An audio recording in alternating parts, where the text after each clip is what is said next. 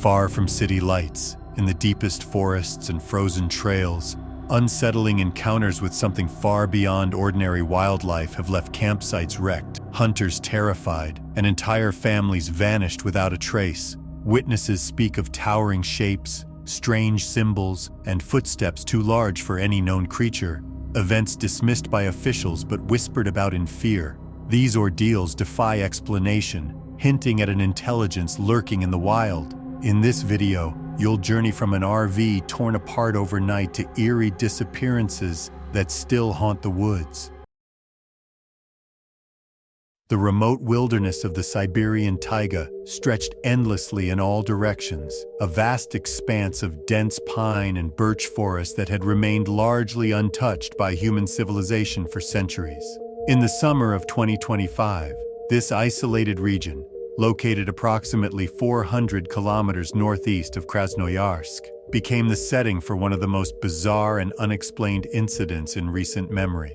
The area, known locally as the Yenisei River Basin, had long been associated with strange folklore and mysterious disappearances. The indigenous Evenk people warned outsiders about ancient spirits that protected the forest from intruders. Viktor Morozov, a wealthy Moscow businessman, had purchased a state-of-the-art luxury recreational vehicle worth nearly $300,000 for what he described to friends as the ultimate family adventure. The custom-built RV, equipped with satellite communication, solar panels, and a reinforced chassis designed for rough terrain, was intended to provide his family with comfortable accommodations during their planned month-long expedition into the Siberian wilderness. Viktor's wife, Svetlana, and their two teenage children, Dmitry and Yelena, had initially expressed reservations about venturing so far from civilization, but Viktor's enthusiasm for the adventure had eventually won them over.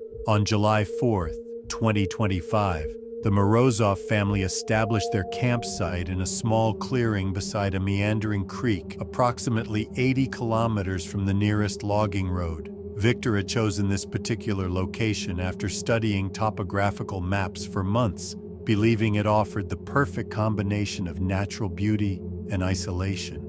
The clearing was surrounded by towering pines that stretched toward the sky like ancient sentinels, while the gentle sound of flowing water provided a peaceful soundtrack to their first night in the wilderness. The family had spent the evening of July 4th exploring the immediate area, with Viktor teaching his children how to identify animal tracks and Svetlana documenting their journey with photographs. According to later testimony from Viktor's brother Alexei, who had remained in Moscow, the family had called home around 9 p.m. local time, reporting that everything was proceeding according to plan and that they were looking forward to several more weeks of exploration. However, when dawn broke on July 5th, the Morozov family was nowhere to be found, and their expensive RV had been transformed into a twisted mass of metal and debris. The destruction was unlike anything local authorities had ever encountered in their decades of experience dealing with wildlife encounters and camping accidents. The vehicle's reinforced aluminum frame had been bent and crushed as though subjected to immense pressure, while every window had been shattered inward, leaving jagged fragments scattered throughout the interior. Most disturbing of all, the RV's heavy-duty doors had been completely torn from their hinges and thrown several meters away from the vehicle. The metal showed no signs of tool marks or conventional damage, but rather appeared to have been twisted and pulled apart by tremendous force, applied by what investigators could only describe as oversized hands. The main satellite communication equipment mounted on the RV's roof had been completely destroyed, crushed into unrecognizable fragments. However, Viktor had also carried a portable backup satellite phone that was never found among the wreckage. Surrounding the destroyed RV, investigators discovered a series of enormous footprints pressed deep into the soft earth near the creek. These impressions were unlike anything in the extensive database of Siberian wildlife tracks maintained by local rangers and biologists.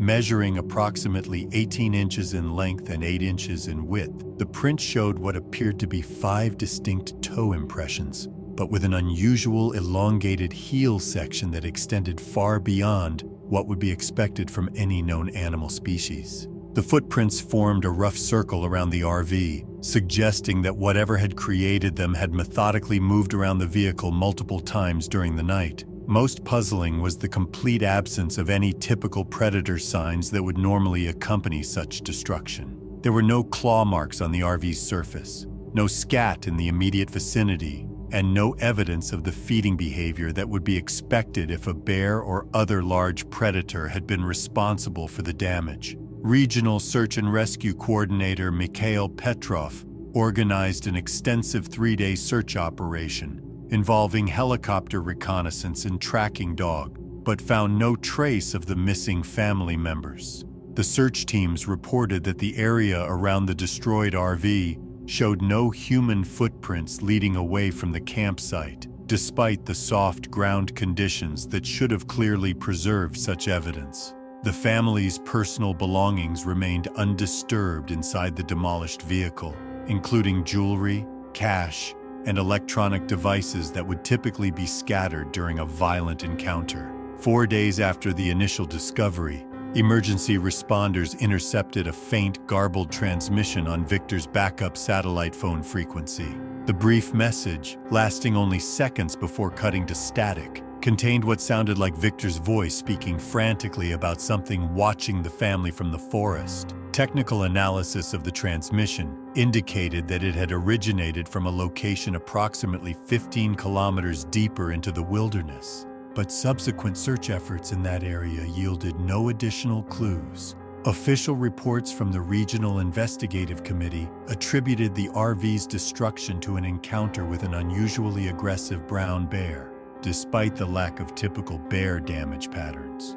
Authorities explained the family's disappearance by suggesting they had fled into the forest in panic and become lost, though this theory failed to account for the absence of human track, the missing backup satellite phone, or the transmission received days later. Local Evenk elders, when questioned by investigators, spoke in hushed tones about ancient forest guardians that had protected the taiga for generations. They described these entities as intelligent beings that rarely revealed themselves to humans, but would act decisively against those who ventured too deeply into sacred wilderness areas.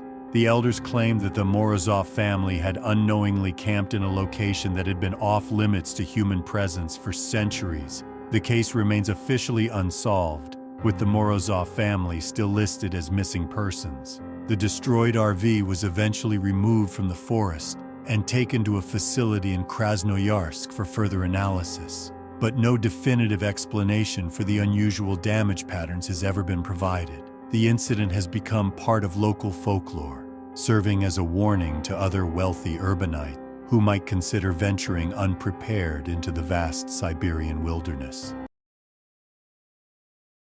In the remote wilderness of Alaska's Denali region, where the temperature rarely climbed above freezing even in summer, experienced survivalist Jake Turner had made his final journey in March 2019. The area was known for its unforgiving terrain, a landscape that had claimed dozens of unprepared adventurers over the decades. Local indigenous communities had long spoken of the region with reverence and caution, referring to it as a place where spirits dwelled among the ancient spruce and birch trees. Jake Turner, a 43-year-old former Army Ranger from Montana, had built his reputation on surviving in the most hostile environments North America could offer. His YouTube channel documenting solo wilderness expeditions had garnered over 2 million subscribers, all eager to witness his latest adventures into places most people would never dare venture. Turner had survived 3 weeks alone in the Canadian Arctic, weathered blizzards in the Rocky Mountains, and once spent a month living off the land in the Alaskan interior with nothing but basic gear. His final expedition was meant to be routine by his standards. Turner had informed his emergency contact, his brother Marcus, that he would be exploring a remote creek system approximately 60 miles northeast of the nearest road access. The plan was straightforward: establish a base camp, document the local wildlife, and test some new cold-weather survival techniques he had been developing. His satellite communicator showed his last known position near Whispering Creek, a waterway that meandered through dense forest before eventually joining the larger Kontishna River system. When Turner failed to check in after his scheduled 2-week expedition, Marcus contacted the Alaska State Troopers. A search and rescue operation was launched 3 days later, with helicopters scanning the vast wilderness and ground teams following Turner's planned route. The terrain proved challenging even for experienced rescuers, with thick underbrush and unstable creek banks making progress slow and dangerous. Search teams discovered Turner's campsite on the 4th day of the operation. The scene was peculiar in its orderliness. His tent remained perfectly erected, guy lines taut and stakes secure. Inside, his sleeping bag was neatly arranged, and his cooking equipment sat clean and organized. The fire pit contained cold ashes from what appeared to be his final evening meal, with no signs of disturbance or hasty departure. Turner's body was found approximately 200 yards from the campsite, lying peacefully beside the creek bank, as if he had simply laid down to rest. There were no visible injuries, no signs of animal attack, and no indication of struggle. His winter clothing remained intact and properly layered, suggesting he had not died from exposure. The medical examiner would later determine that Turner had suffered cardiac arrest, though he had no known heart conditions and had passed a comprehensive physical examination just months before the expedition. What troubled investigators most was the weathered notebook clutched tightly in Turner's hands. The journal, which he typically used to document daily observations and survival techniques, contained entries unlike anything in his previous expeditions. The final weeks of entries were filled with crude sketches of enormous footprints, drawings that showed clear toe impressions, and an arch structure unlike any known wildlife. Some prints were drawn alongside common objects for scale, suggesting they measured at least 18 inches in length. Mixed among the footprint drawings were bizarre illustrations of what appeared to be trees, but with limbs that bent at impossible angles and bark patterns that seemed almost deliberately arranged. Turner had drawn the same cryptic symbols repeatedly throughout the final pages, geometric shapes that resembled no known writing system. Some symbols appeared carved into tree bark in his drawings, while others seemed to hover in mid-air around the distorted tree illustrations. The final entry in Turner's notebook was dated 3 days before his estimated time of death. Written in increasingly erratic handwriting, the entry described sounds that followed him through the forest, footsteps that seemed to mirror his own movements, but with a much longer stride. Turner wrote about feeling constantly observed, noting that wildlife in the area appeared unusually scarce, and that even the typical bird calls had fallen silent. The last coherent sentence in the notebook read that something was watching beyond normal sight, and that traditional survival instincts seemed inadequate for whatever presence inhabited the forest. Turner had underlined certain words multiple times, and the final page contained only scattered symbols and what appeared to be a rough map showing a location deeper in the woods marked with an X. Search teams found the massive footprints Turner had documented, pressed deep into the soft mud near the creek bank. The impressions were unlike anything the experienced outdoorsman had encountered,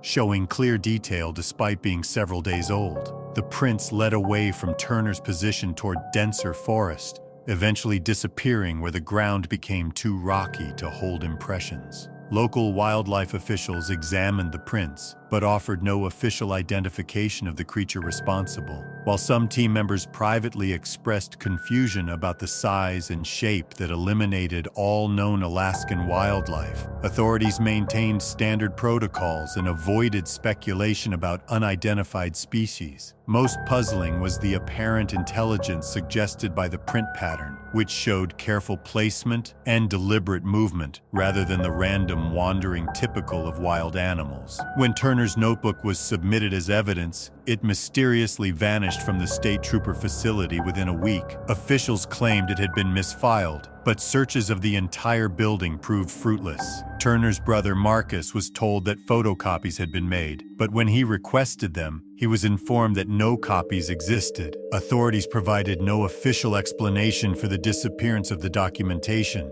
The case was officially closed as death by natural causes, with authorities maintaining that all evidence pointed to cardiac arrest in extreme conditions. No official acknowledgement was made of the unusual footprints or Turner's documented observations. Fellow survivalists who knew Turner personally insisted that his physical condition and experience made sudden cardiac arrest extremely unlikely. They pointed to his detailed documentation of the strange footprints as evidence that something extraordinary had occurred in those remote woods. Turner's final expedition site was quietly removed from public maps, and the area was designated as environmentally sensitive, effectively restricting future access. Local guides now avoid the region entirely, though they rarely explain their reluctance to visiting tourists seeking wilderness adventures. The rugged wilderness of northwestern Montana had always attracted hunters seeking solitude and challenge, but the remote region near Glacier Peak carried an unusual reputation among locals in September 2017. The area encompassed dense forest valleys carved by ancient glaciers, where towering pines and thick underbrush created a maze of shadows even during daylight hours. Native American tribes had traditionally avoided hunting in these particular woods, speaking of spirits that guarded the land and punished those who showed disrespect to the natural order. Cole Barnes, a 38-year-old hunting guide from Kalispell, had spent nearly 2 decades leading expeditions through Montana's backcountry. His reputation for tracking skills was legendary among hunting circles, and clients often waited months for the opportunity to hunt with him. Barnes possessed an uncanny ability to read animal sign and predict wildlife behavior, skills that had never failed him in countless wilderness encounters. During the 3rd week of September, Barnes embarked on a solo scouting expedition to evaluate potential hunting grounds for the upcoming season. His plan involved establishing the locations of game trails, water sources, and suitable camping areas for future client expeditions. The region he selected lay approximately 40 miles from the nearest logging road, accessible only by foot through challenging terrain that included steep ridges and dense creek bottoms. On his 2nd day in the wilderness, Barnes discovered tracks unlike anything in his extensive experience. The impressions were pressed deep into soft earth near a slow-moving creek, measuring approximately 20 inches in length with clear toe definitions. The stride length between prints suggested a creature of enormous size, yet the foot shape bore no resemblance to any known wildlife species. Most puzzling was the apparent intelligence displayed in the track pattern, which showed careful placement to avoid obstacles and minimize noise. Barnes spent the following day studying the tracks and their patterns, noting that they appeared fresh and led consistently upstream along the creek bank. His hunting instincts told him he was tracking something significant, though his rational mind struggled to explain what creature could have made such impressions.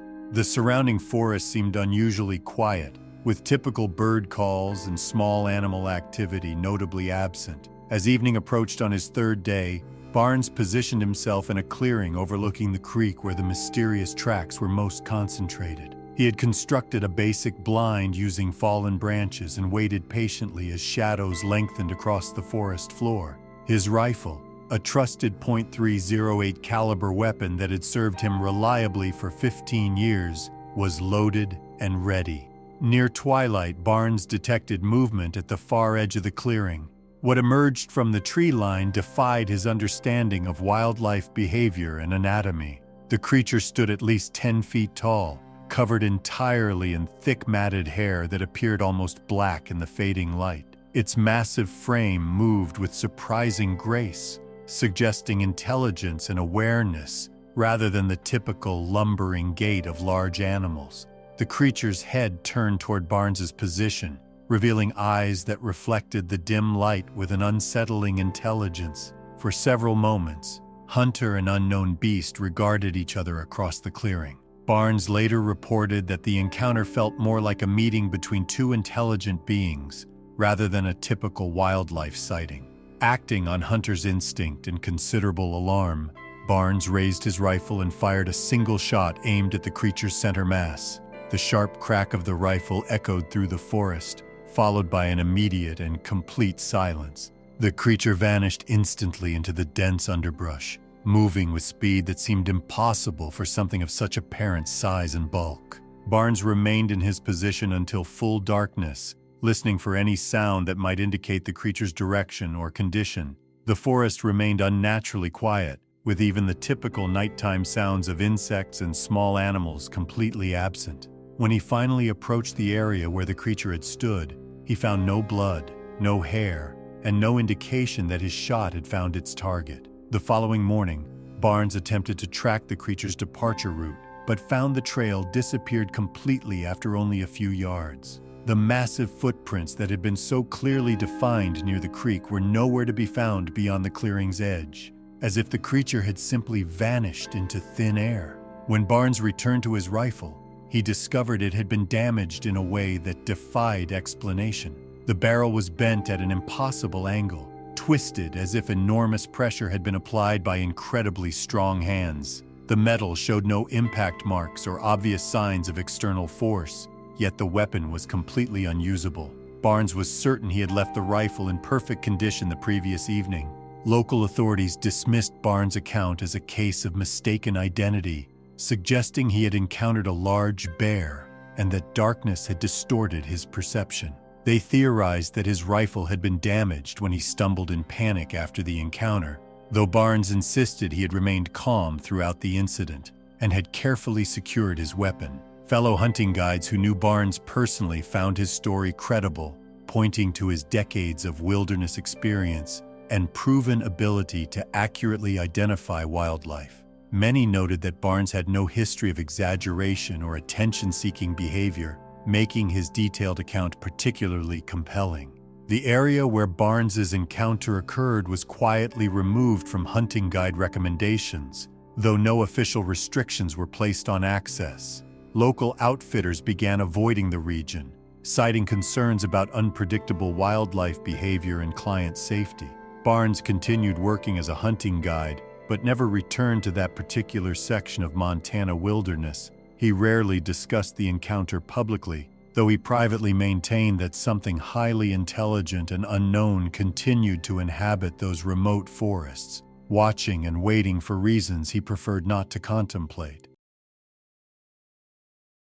The Kolyma region of northeastern Russia had earned its fearsome reputation through decades of brutal mining operations and political imprisonment during the Soviet era. In February 2014, the area remained largely abandoned, with countless disused gold mines scattered throughout the frozen landscape like scars on the earth. Temperatures regularly dropped below -40 degrees Celsius, creating conditions that could kill unprepared individuals within hours. Local indigenous communities had traditionally avoided certain valleys in the region, speaking of ancient guardians that punished those who disturbed the natural order. A small mining crew led by Ivan Volkov, a 45-year-old geologist from Magadan, had received permission to survey several abandoned mine shafts for potential rare earth mineral deposits. The Russian government was quietly exploring ways to extract valuable resources from previously overlooked sites. Volkov's team consisted of 5 experienced miners, all veterans of harsh Siberian conditions who understood the dangers of working in such remote and unforgiving terrain. The specific mine shaft they selected for investigation had been abandoned since 1987, when political changes made continued operation economically unfeasible. Records indicated the original excavation had reached depths of over 300 meters, following a promising gold vein that had suddenly disappeared without geological explanation. Previous miners had reported unusual acoustic phenomena in the lower tunnels, describing echoes that seemed to originate from chambers that should not have existed according to survey maps. Volkov's team established a base camp near the mine entrance, using portable heaters and insulated shelters to create livable conditions in the extreme cold. Their plan involved systematic exploration of the upper tunnel levels, taking core samples and mapping any mineral deposits that might warrant future extraction efforts. Modern safety equipment and communication devices would allow them to work more safely than the original Soviet-era miners. On their 3rd night at the site, Volkov volunteered to conduct an overnight survey of the mine's deepest accessible level, His experience in underground exploration made him the logical choice for solo reconnaissance work, and his team members were exhausted from the previous day's demanding physical labor. Volkov descended into the mine shaft at approximately 8 in the evening, carrying a powerful LED headlamp, backup lighting, and emergency communication equipment. When Volkov failed to respond to scheduled radio check-ins throughout the night, his team members grew increasingly concerned. By morning, when he still had not emerged from the mine, they organized a search operation using ropes and additional lighting equipment. The mine's upper levels showed no signs of disturbance, and Volkov's planned route was clearly marked with reflective tape as he had been trained to do. The search team discovered Volkov's equipment approximately 200 meters below ground level, in a section of tunnel that had been mapped as stable and safe. His LED headlamp was found crushed completely flat, as if enormous pressure had been applied by something with incredible strength. The metal casing was compressed into a disc barely 2 centimeters thick, yet showed no impact marks or signs of having been struck by falling rocks. Volkov's other gear was scattered throughout the tunnel in a pattern that suggested sudden and violent displacement. His safety helmet was discovered twisted into an impossible shape, with the hard plastic deformed as if it had been squeezed by enormous hands.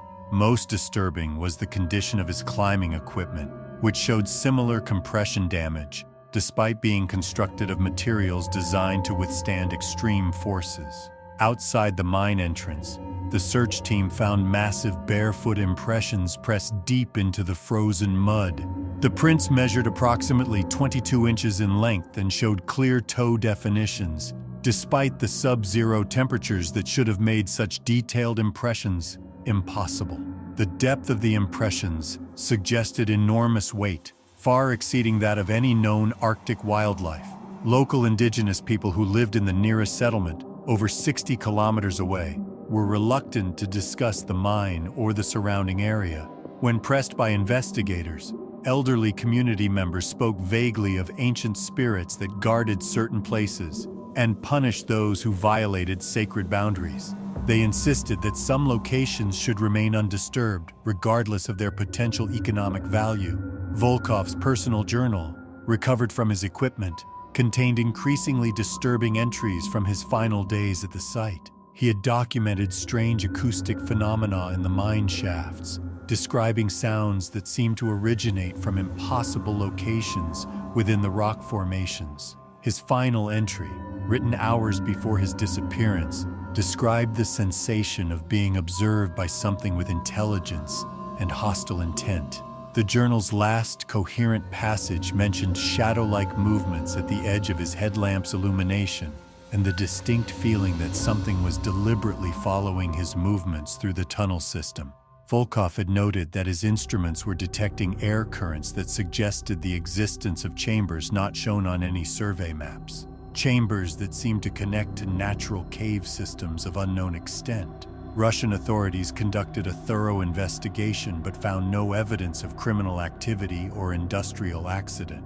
The extreme damage to Volkov's equipment could not be explained through conventional means, and the mysterious footprints outside the mine entrance defied identification by wildlife experts.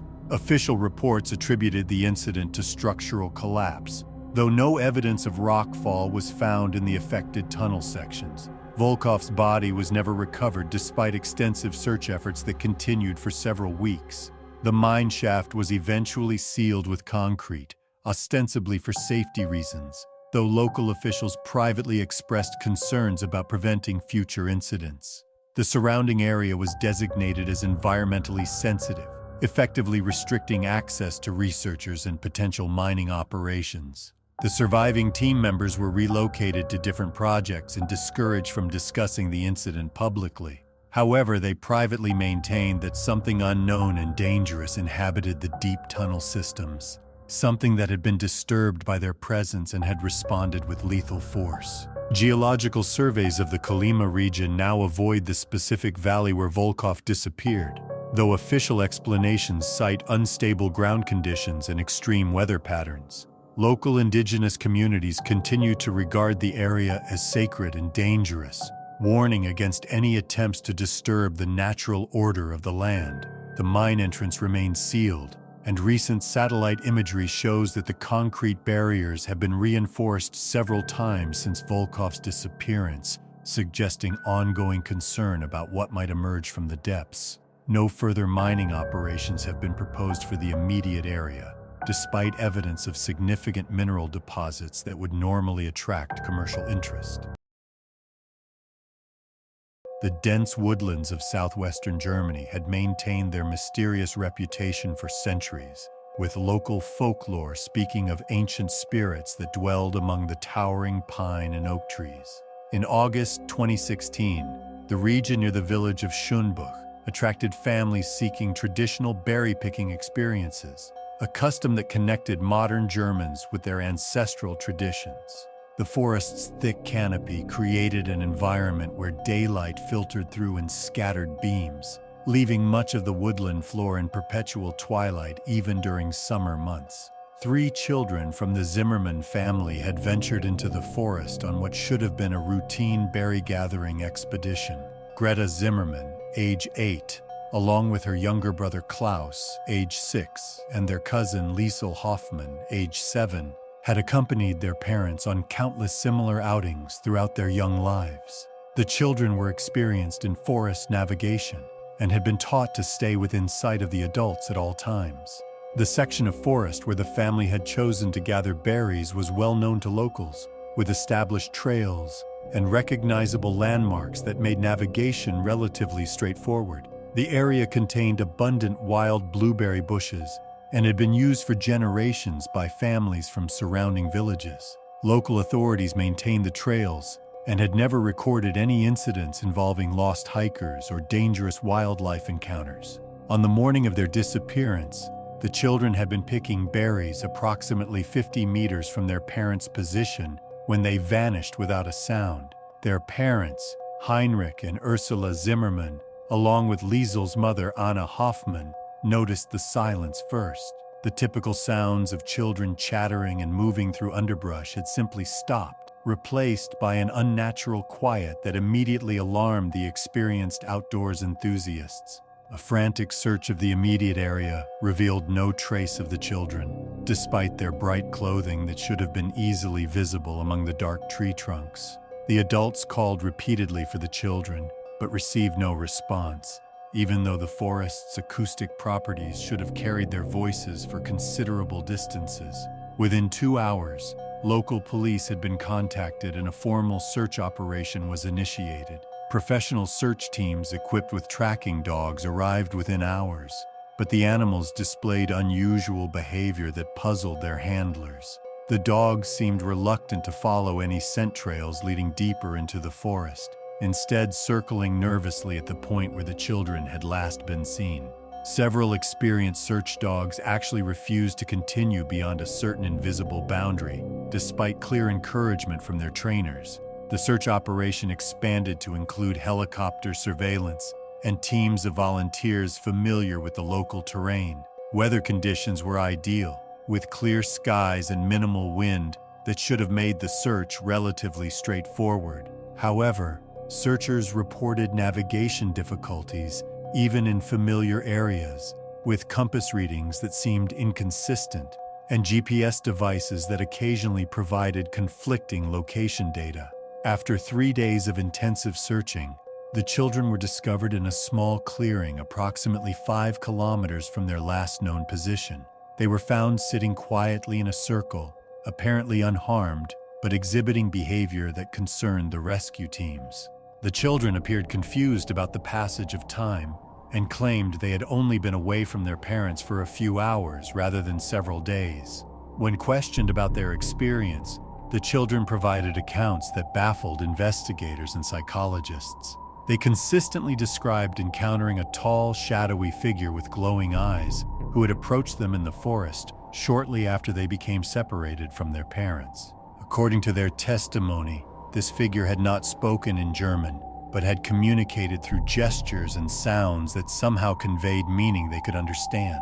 The children claimed the mysterious figure had guided them through the forest, leading them along paths that seemed to shift and change as they walked.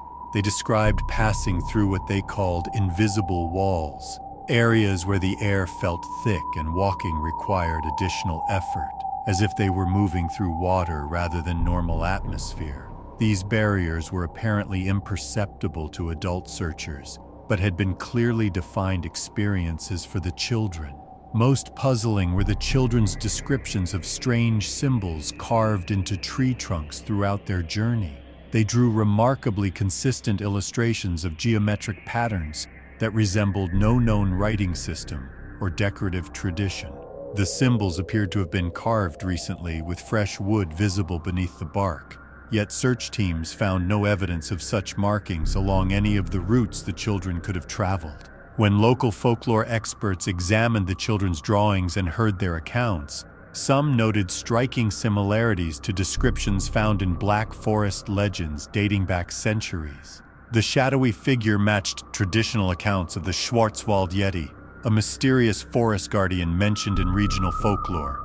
Elder residents recalled stories passed down through generations about ancient forest protectors who would lead lost travelers to safety, though such encounters were considered extremely rare. Child psychologists who interviewed the children separately noted the unusual consistency of their accounts, particularly regarding details that seemed impossible for children their age to have coordinated or invented.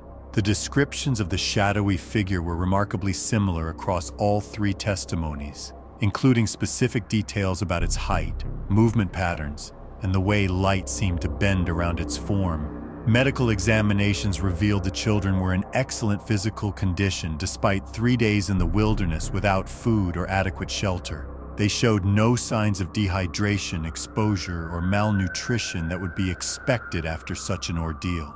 Their clothing was clean and undamaged, showing none of the tears or stains that would result from moving through dense underbrush for extended periods. In the weeks following their rescue, the children's behavior became increasingly concerning to their families. They began drawing the mysterious symbols obsessively, covering paper with geometric patterns that seemed to follow complex mathematical relationships. When asked about the meaning of these symbols, the children claimed they could not remember, but felt compelled to reproduce them accurately. The children also developed an unusual reluctance to discuss their forest experience, becoming silent or changing the subject whenever adults attempted to gather additional details about their encounter with the shadowy figure. This behavior was particularly striking given their initial willingness to describe the events immediately after their rescue. Local authorities officially attributed the incident to temporary disorientation caused by fear and stress, suggesting the children had become confused about direction and time during their ordeal. The consistent accounts of supernatural encounters were dismissed as shared hallucinations, resulting from psychological trauma and the influence of local folklore on young imagination. However, forest rangers and experienced outdoorsmen familiar with the area privately expressed skepticism about the official explanation. They noted that the children had been found in a location that would have required crossing several natural barriers and navigating terrain that would be challenging even for adults familiar with the forest layout. The specific clearing where the children were discovered had no established trails leading to it, and its location was not marked on any hiking maps or GPS systems. Search teams had initially missed the area entirely, discovering it only when helicopter surveillance detected the children from above. Ground teams attempting to reach the clearing encountered navigation difficulties and required multiple attempts to locate the correct route. Following the incident, local families began avoiding the section of forest where the children had disappeared, despite its reputation as an excellent berry-picking location.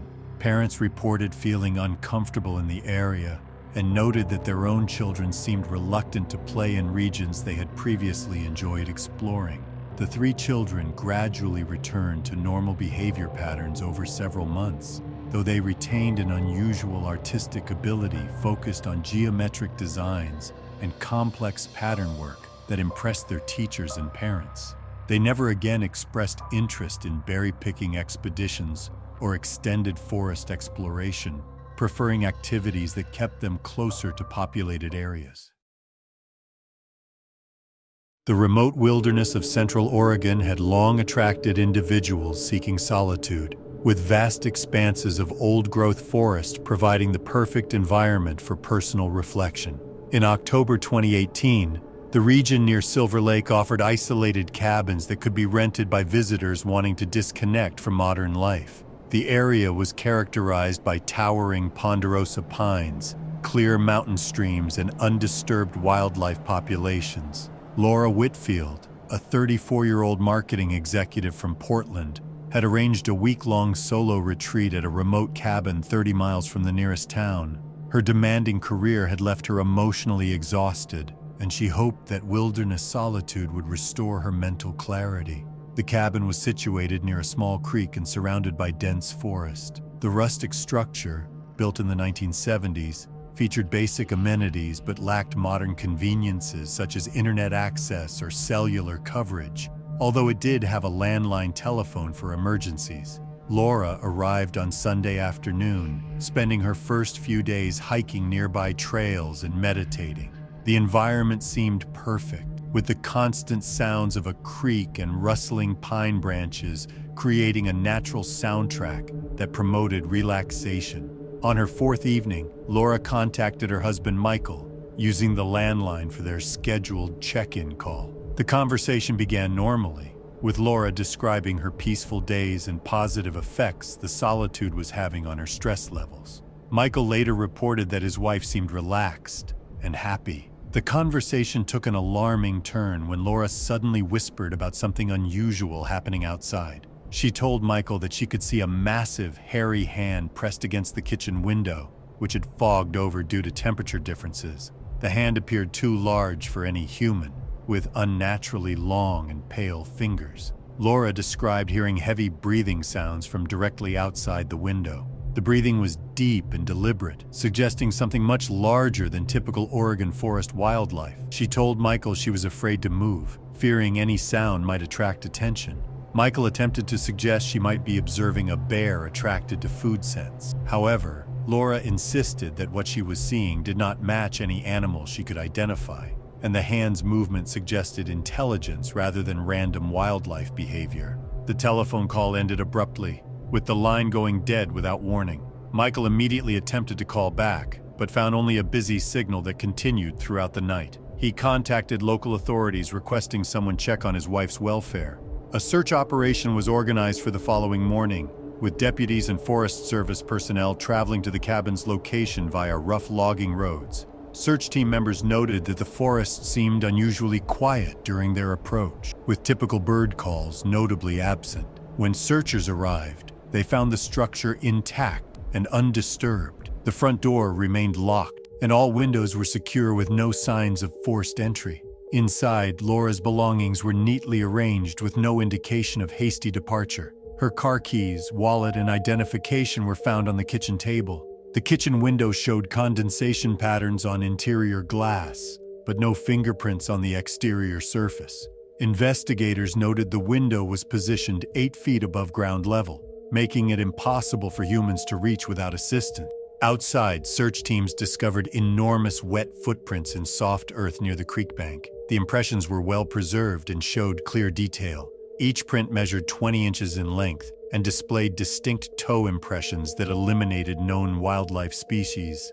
The footprint trail led from beneath the kitchen window toward dense forest, following the creek bank for 100 yards before disappearing on rocky ground. Tracking dogs brought to the scene showed extreme reluctance to follow the trail. Wildlife experts who examined photographs admitted they could not identify the creature responsible. The size and shape eliminated all known Oregon wildlife, including black bears, which would have left claw marks and shown different foot structure. Despite extensive searching, no trace of Laura was ever found. Search operations continued for 2 weeks, utilizing helicopters, trained dogs, and volunteer teams. The dense forest made comprehensive coverage challenging, but experienced searchers expressed confidence they had thoroughly investigated all possible areas. Local authorities investigated whether Laura had staged her disappearance, but found no evidence of planning or motivation. Her personal and financial circumstances showed no stress indicators that might prompt someone to abandon their life.